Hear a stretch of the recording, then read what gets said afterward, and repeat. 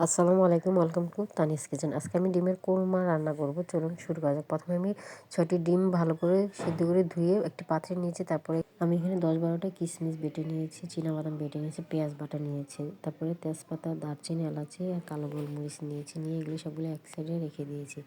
তারপরে চুলাতে একটি কড়াইতে তেল বসিয়ে দিয়েছি। তেলটা যখন গরম হয়ে আসবে তখন আমি ডিমগুলো একে একে ভেজে নেব। আমি ডিমগুলো আগে থেকে লবণ দিয়ে মেখে রেখেছিলাম। তারপর ডিমগুলি যখন হালকা লালচে কালার হয়ে আসবে তখন এগুলো আমাকে ভাজা হয়ে গেলে একে একে উঠিয়ে এক সাইডে রেখে দেবো। তারপর তেলটাতে আমি আবার ডালটা দিয়ে দিয়েছি। ডালটা যদি ডালটা না থাকে আপনারা ঘিউ দিতে পারেন বা বাটার দিতে পারেন।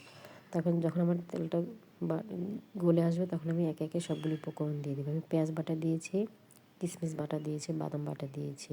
দিয়ে এখানে হালকা নেড়ে চেড়ে এখানে আমি তারপরে রসুন বাটা দিয়ে দিচ্ছি, জিরা বাটা দিয়ে দিচ্ছি, তারপরে আদা বাটা দিয়েছি। দিয়ে এটাকে আমি আবার ভালোভাবে কষিয়ে নেব। আমি সবগুলো মশলা পরিমাণ মতো দিয়েছি, আপনারাও সবাই পরিমাণ মতো দিবেন। দিয়ে এটাকে ভালোভাবে কষিয়ে নেবেন। যখন তেলটা উপরে ভেসে উঠবে তখন মনে করবেন এটাকে কষানো হয়ে গেছে। ঠিক আছে, আমি আবারও বলতেছি। তারপর যখন কষানো হয়ে যাবে তখন এখানে আমি যেগুলি নিয়েছিলাম দারচিনি, এলাচি, সাদা কালো গোলমরিচ, তেজপাতা সবগুলো আবার দিয়ে দিব। দিয়ে পরিমাণ মতো আবার লবণও দিব। দিয়ে এগুলো আবার ভালোভাবে মিক্স করে নেব। ভালোভাবে মিক্স করা হয়ে গেলে তারপরে আমি এখানে ধনের গুঁড়া নিচ্ছি, ধনিয়া গুঁড়া নিচ্ছি আর কি। দিয়ে এটাকে আবার ভালোভাবে মিক্স করে নিচ্ছি। মিক্স করে হয়ে গেলে আমি এখানে আবার দুধ দিয়ে দিব।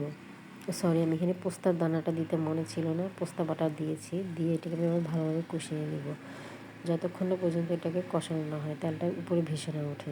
যখন আমার তেলটা ভেসে উঠেছে তখন আমি এখানে দুধ দিয়ে দিয়েছি।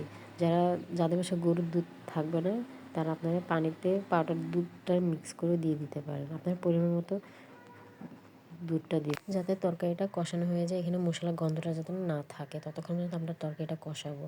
তারপরে এখানে আমি টক দই দিতে ভুলে গেছিলাম। এখানে আমি টক দই দিচ্ছি। টক দইটা আপনারা মশলার সাথে দিয়ে দিবেন। এখানে আমি টক দইটা দিয়ে আবার ভালোভাবে এটাকে কষিয়ে নেব। ঠিক আছে, এটা আপনারা পোলাওর সাথে বা বিরিয়ানির সাথে সার্ভ করতে পারেন ডিমের কোরমাটা। আর যারা ঝাল পছন্দ করেন আমি আবারও বলতেছি তারা মরিচ বাটা দিতে পারেন বা মরিচ ব্লেন্ডার করে দিতে পারেন বা কাঁচামরিচ মাঝখান দিয়ে ফেলে দিতে পারেন। ঠিক, তারপর আমি ডিমগুলি দিয়ে দিচ্ছি। দিয়ে এখানে কাঁচামরিচ দিয়েছি। তারপর আমি পেঁয়াজ বেরেস্তাটা দিয়ে দিচ্ছি। পেঁয়াজগুলো আমি আগে ভেজে রেখে দিয়েছিলাম। তারপরে দিয়ে এটাকে আমি আবার একটু নেড়ে চেড়ে ভালোভাবে কষিয়ে নেব। তারপরে এখানে আমি আরেকটু টেস্ট বাড়ানোর জন্য আমি পাউডার দুধটা দিয়ে দিব। পাউডার দুধটা দিলে এটার টেস্ট আরেকটু বাড়ে। আপনি এটা ইচ্ছা করলে স্কিপও করতে পারেন। আপনারা বাসায় অবশ্যই এটা একবার হলেও ট্রাই করবেন।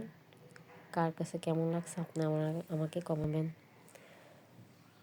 এমনটা দেখেন আমার এটার ঘনত্বটা কেমন হয়েছে। আপনি ইচ্ছা করে আরেকটু পাতলা রাখতে পারেন। ঠিক আছে, আমারটা ঘন হয়ে গেছে, আমি ঘন করছি। এই যে আমার ফাইনাল লুক। আল্লাহ হাফেজ, ভালো থাকবেন সবাই।